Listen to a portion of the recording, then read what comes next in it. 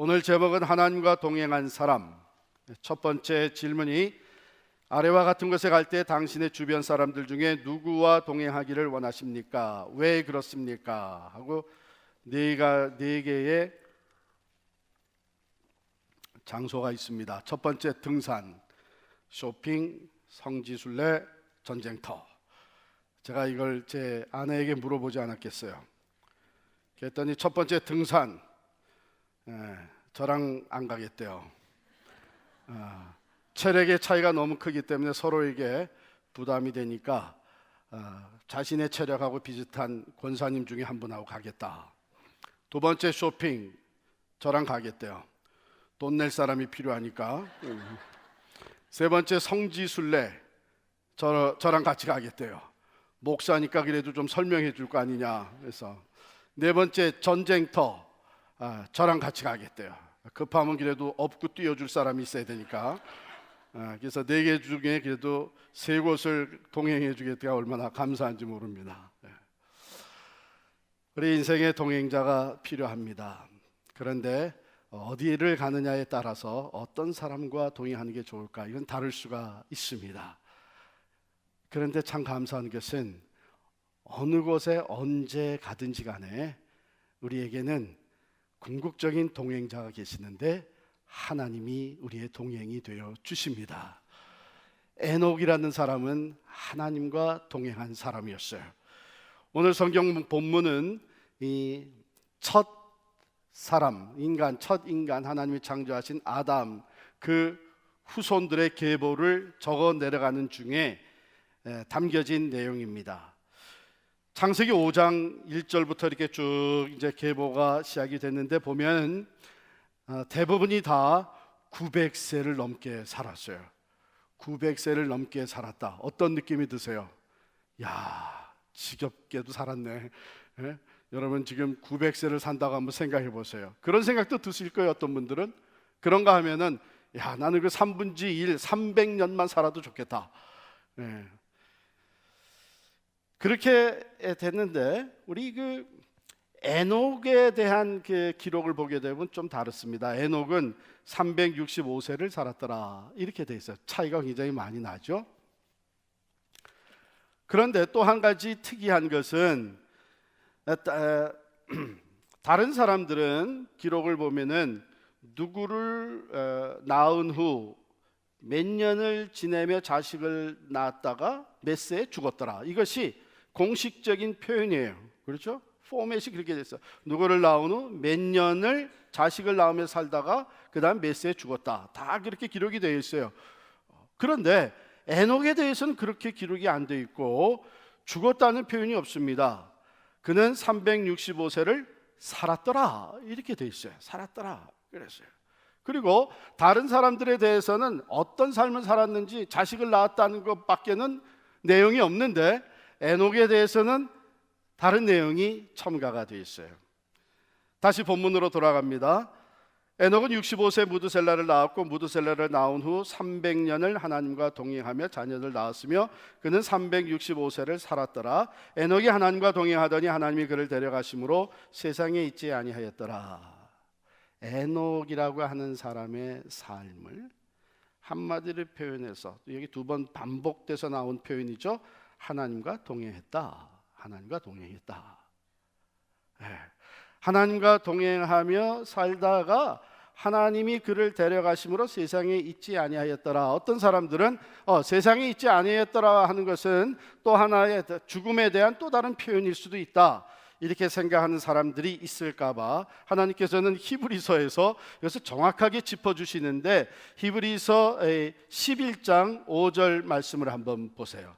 히브리서 11장 5절에 보면 이렇게 기록이 되어 있습니다. 믿음으로 에녹은 죽음을 보지 않고 옮겨졌으니 하나님이 그를 옮기심으로 다시 보이지 아니하였느니라.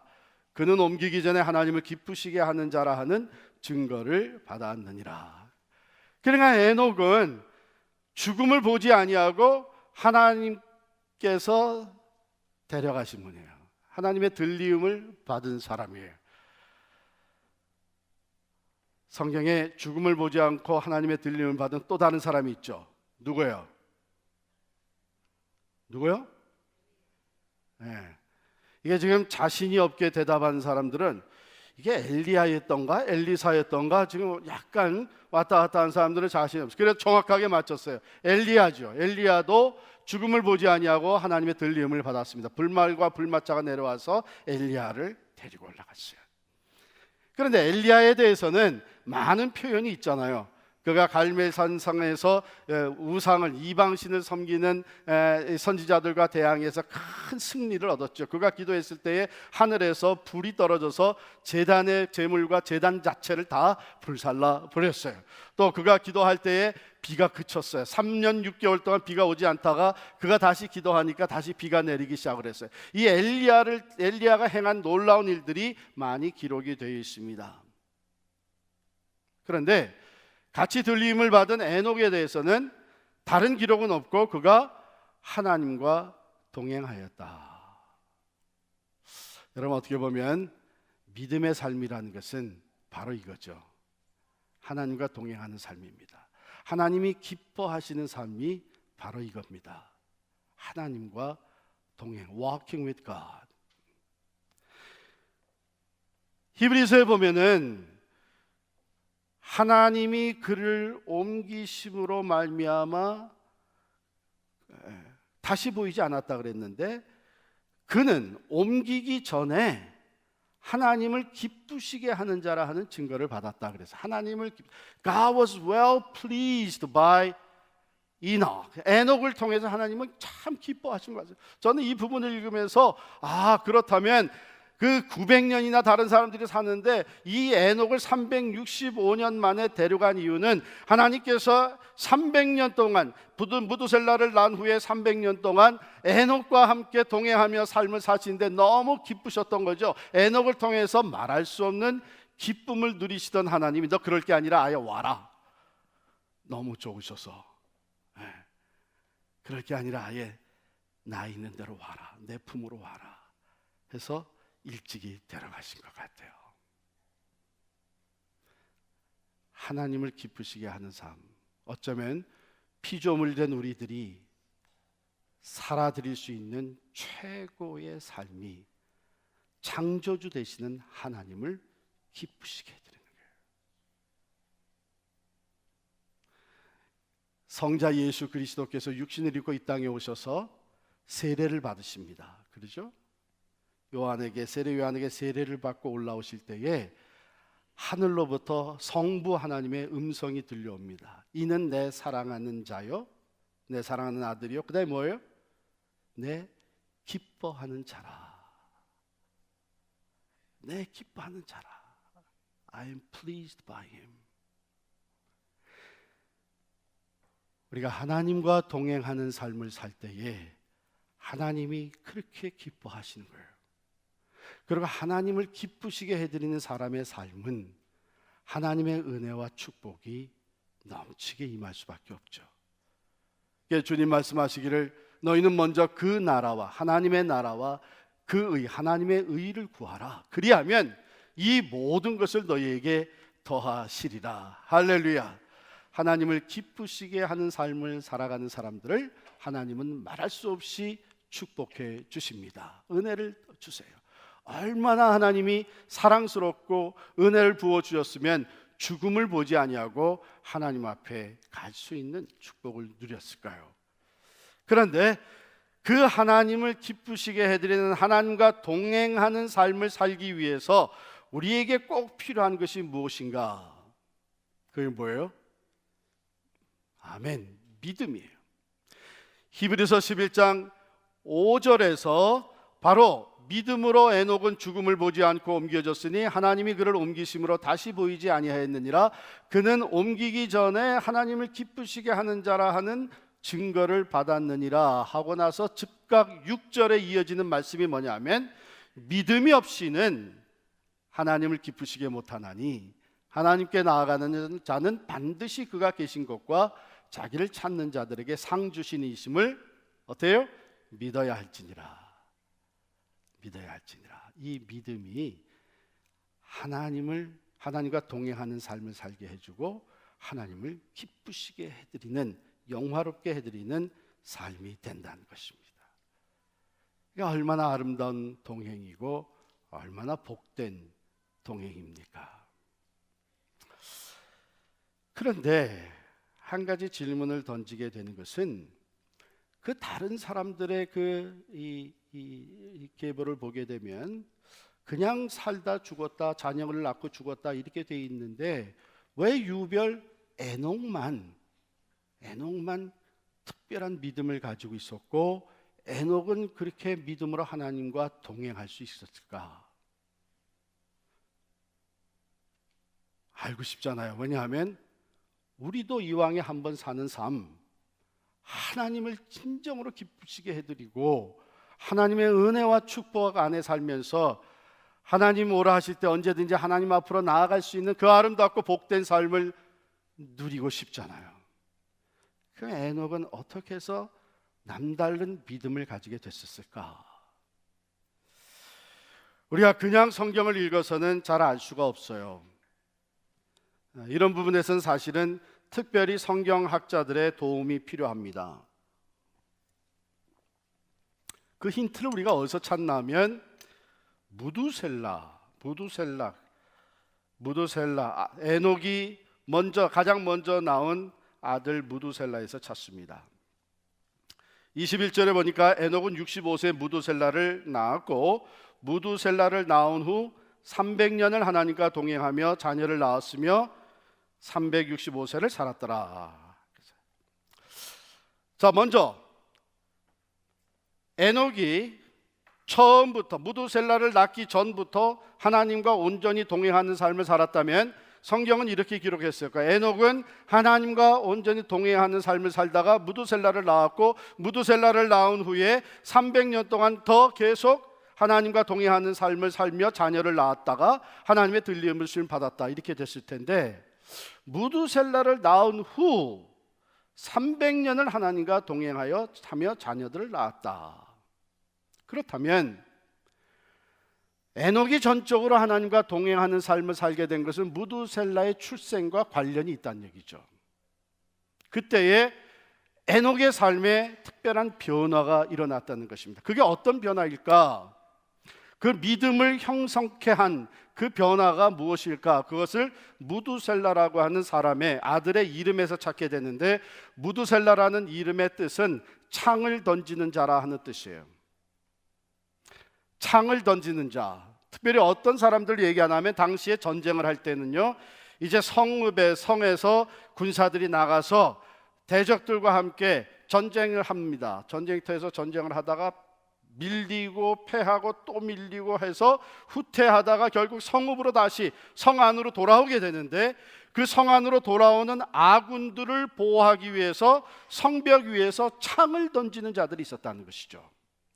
대적들이 더 가까이 오지 못하도록 아군들이 빨리 피신할 수 있도록 창을 던지는 자들이 있었는데 바로 그 사람들을 얘기하는 거예요. 그런데 이 창을 던지는 자들까지 다 죽고 나면 완전히 전쟁에 패하는 겁니다. 완전히 전쟁에 패하는 거예요. 무두셀라를 낳을 때에 하나님의 예언의 말씀이 에녹에게 임했다고 하는 것이죠. 임박한 심판에 대해서. 즉 무두셀라가 태어나서 죽을 때가 되게 되면 하나님의 심판이 있을 것이다. 창을 던지는 자가 죽게 되면 그것이 완전한 멸망을 의미했던 그 당시의 상황을 볼 때에 무두셀라가 태어나서 죽을 때 되면 하나님의 심판이 있을 것이다. 그 심판이 뭐였겠어요? 노아를 통한 물의 심판이었습니다.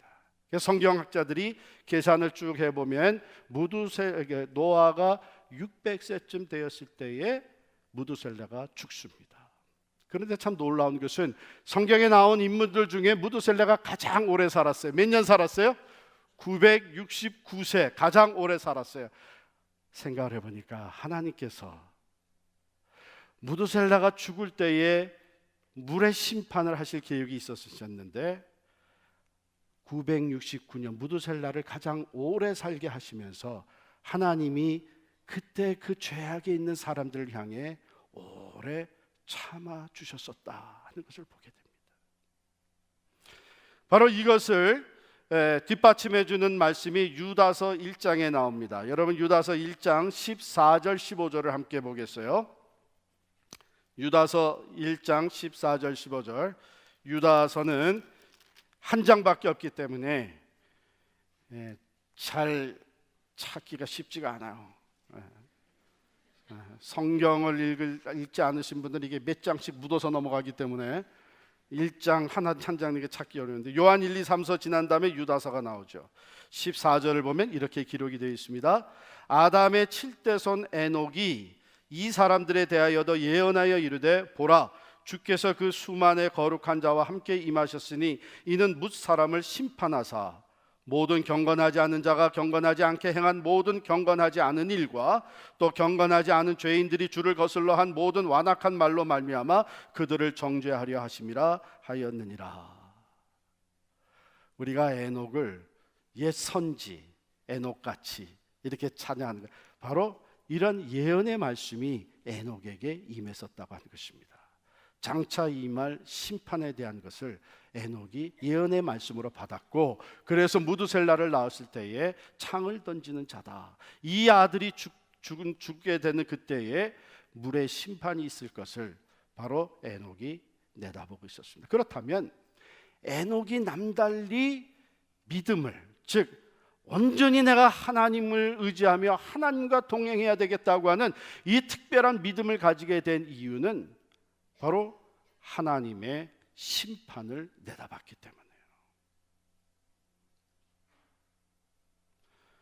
마지막 때에는 모두가 하나님 앞에 설 수밖에 없고 궁극적인 심판자는 오직 하나님이시라는 것을 그는 분명하게 깨닫고, 내가 이 세상에 살 동안 어떻게 하면 내가 하나님을 기쁘시게 해드리고 하나님과 동행하다가 하나님 앞에 설 때에 내가 부끄러움이 없는 사람으로 설 수 있겠는가, 정죄받지 않는 사람으로 설 수 있겠는가,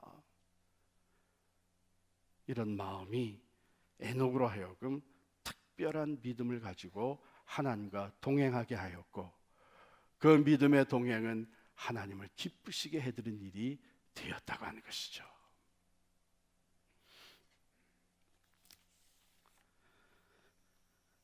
자, 그런 믿음이라는 것을 우리가 다시 한번 생각해 봅시다. 하나님과 동행하는 믿음, 저는 이것을 우리 야유회를 가게 되면 가끔 하는 운동인데, 두 사람 나오라 그래가지고 발을 하나씩 묶고, 그래서 같이 뛰게 하는 거 있잖아요. 발을 이제 이 사람의 제 오른발하고 여기 나온 사람 왼발하고 묶어가지고 뛰게 하는. 그러면 그때에 이 같이 묶여가지고서는 뛰면은 말이에요, 아주 중요한 것이 있습니다. 하나는 내가 내 멋대로 하면 안 되는 거예요. 그죠? 이게 묶여 있어가지고 자기 마음대로 갈 수가 없는 거예요. 그러니까 우리가 하나님과 동행한다고 하는 것은 바로 하나님과 딱 묶여가지고 하나님께 밀착돼가지고 하나님과 함께 지금 그 게임을 하는 거나 마찬가지예요. 내 멋대로 사는 게 아니에요. 하나님의 인도하심을 따라가야 돼요. 내가 원하는 방향으로 아무 데나 가는 거 아니에요. 하나님께 묶여 있어가지고 하나님이 가는 방향으로 내가 호흡을 맞춰야 돼요. 장단을 맞춰야 돼요. 또한 속도를 맞춰야 돼요. 그렇죠? 내가 앞서갈 수도 없어요. 또 마냥 천천히 갈 수도 없어요. 하나님과 같이 묶여서 지금 달린다면 하나님이 가실 때 나도 같이 따라 달리고, 멈출 때 나도 같이 멈춰야 돼요. 또 하나님과 묶여서 간다 그래서 난 가만히만 있어도 되는 거 아니에요. 이것은 아무리 어린 사람이 같이 묶여 있어도 그 어린 아이도 자기 발걸음을 매번 옮겨 놔야 돼요. 하나님과 동행하는 삶 속에서도 우리는 매일매일 내가 해야 될 그 사명, 내 발걸음을 매일같이 반복해서 옮겨가야 돼요. 그런데 그 발걸음이 하나님의 뜻에 순종하면서 하나님과 속도를 맞추면서 하나님과 매일매일 걷는 발걸음이 된다고 하는 것이죠. 하나님께서는 그렇게 하나님과 밀착되어 가지고 하나님의 뜻에 순종하며 하나님의 속도에 맞추면서 매일매일 그 발걸음을 옮겨놓는 삶을 가장 기뻐하신다는 것입니다. 에녹이 그러한 삶을 살면서 하나님을 기쁘시게 해드렸어요. 그것이 우리에게 필요한 믿음입니다. 그것이 우리에게 필요한 믿음이에요. 여러분, 참 감사한 것은 하나님께서는 이미 하나님의 뜻을 우리에게 알려주셨어요. 그것이 이 성경 말씀에 있습니다. 내 뜻대로 사는 것이, 내 생각대로 사는 것이 아니라 하나님과 동행하는 삶을 살기 위해서 바로 하나님이 보여주신 하나님의 뜻을 우리가 하나님의 말씀 가운데서 날마다 깨달아 알고 순종하며 가는 거예요. 어떤 때는 내가 기도한다 그래서 내 마음대로 다 이루어지는 것이 아닙니다. 하나님께서는 하나님의 때에, 하나님의 시간표에 맞추어서 응답을 해 주시는 것입니다. 그러므로 하나님과 동행하는 삶의 삶은 하나님의 속도에, 하나님의 스케줄에 맞추어 나가는 삶이에요.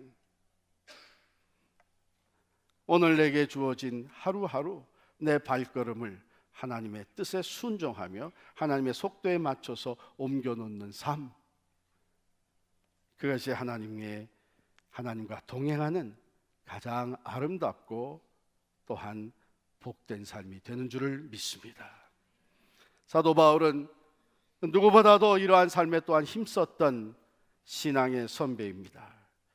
그가 우리에게 권면하기를 로마서 12장 2절에 보니까 너희는 이 세대를 본받지 말고 오직 마음을 새롭게 함으로 변화를 받아 하나님의 선하시고 기뻐하시고 온전하신 뜻이 무엇인지 분별하도록 하라.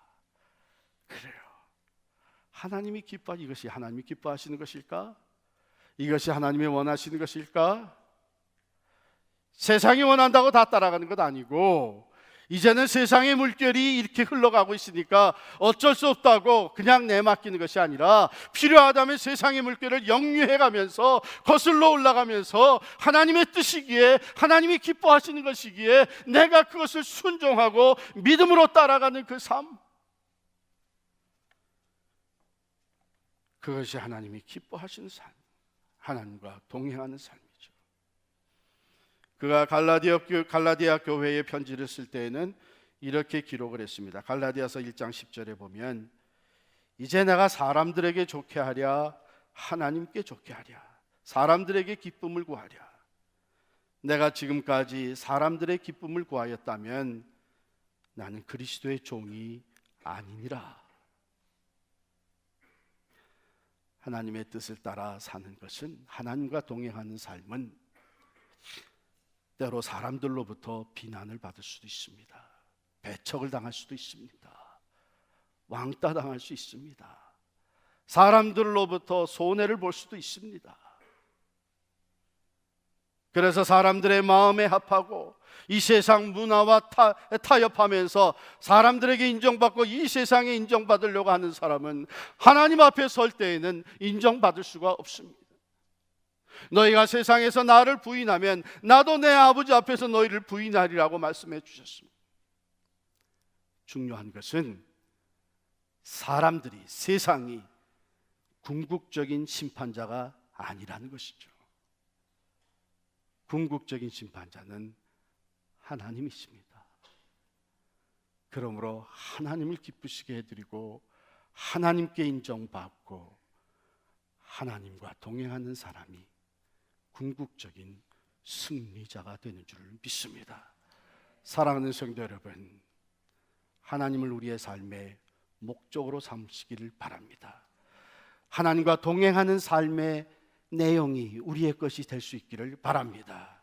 하나님과 동행하며 하나님을 기쁘시게 하는 그것이 우리의 만족이 될 수 있기를 축원합니다. 그리하여 한때를 살아간 에녹이 하나님과 동행한 자였다, 이 아름답고 복된 칭호를 얻은 것처럼 우리의 삶이, 여러분 하나하나가 하나님과 동행한 사람이었다고 하는 복된 호칭을 받을 수 있기를 간절히 축원합니다. 기도하겠습니다.